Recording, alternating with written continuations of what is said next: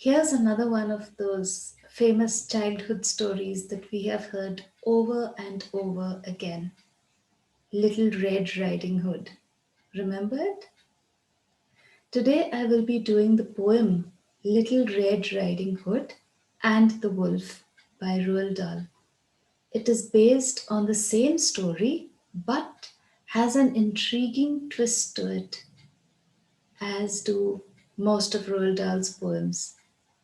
I will recite it to you in different voices. Please also pay attention to the tempo of the poem, how it slows down at times, goes faster at other times, gets softer at times, and louder at other times. So sit back and enjoy this one while you improve your spelling, reading, comprehension, pronunciation, and vocabulary. I have written the meanings of some of the words that I think you might find a little hard to understand.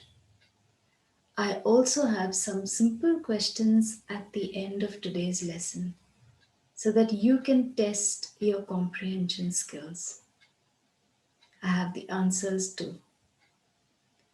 I'm sure you will agree with me when I say that poems are a wonderful way to improve your English. I'm Melaine from English Made Easy, and this channel has many easy and interesting lessons for you to improve your English in a fun way. Let's get on with this one. Here it is, Little Red Riding Hood and the Wolf by Roald Dahl. Interesting picture?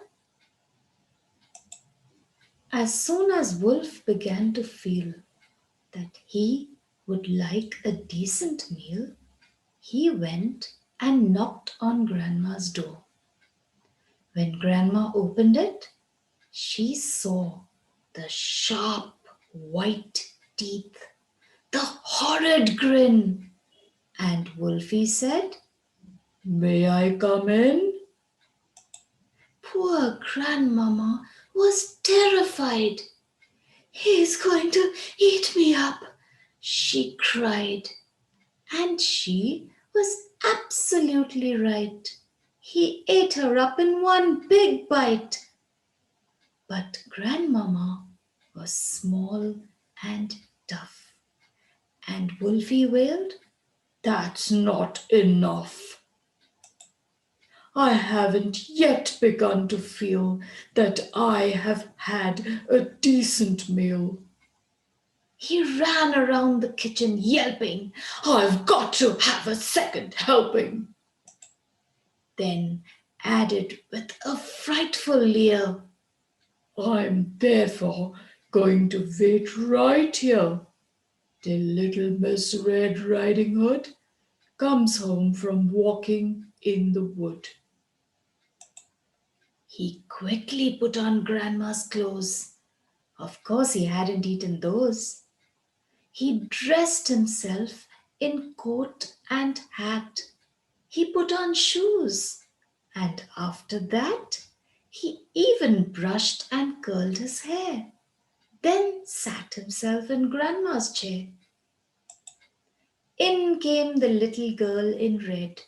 She stopped, she stared, and then she said, "What great big ears you have, Grandma." "All the better to hear you with," the wolf replied. "What great big eyes you have, Grandma," said Little Red Riding Hood. "All the better to see you with," the wolf replied. He sat there watching her and smiled. He thought, "I'm going to eat this child. Compared with her old grandmama, she's going to taste like caviar."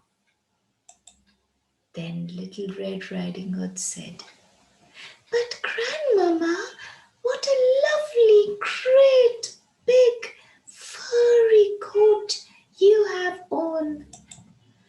That's wrong, cried Wolf. Have you forgot to tell me what big teeth I've got? Oh, well, no matter what you say, I'm going to eat you anyway. The small girl smiles. One eyelid flickers. She whips a pistol from her knickers. She aims it at the creature's head and bang, bang, bang! She shoots him dead. A few weeks later, in the wood, I came across Miss Riding Hood. But what a change! No cloak of red, no silly hood upon her head. She said, "Hello, and please note my lovely furry wolfskin coat." So, shall we try out a few easy questions now? Let's see if you can answer them all.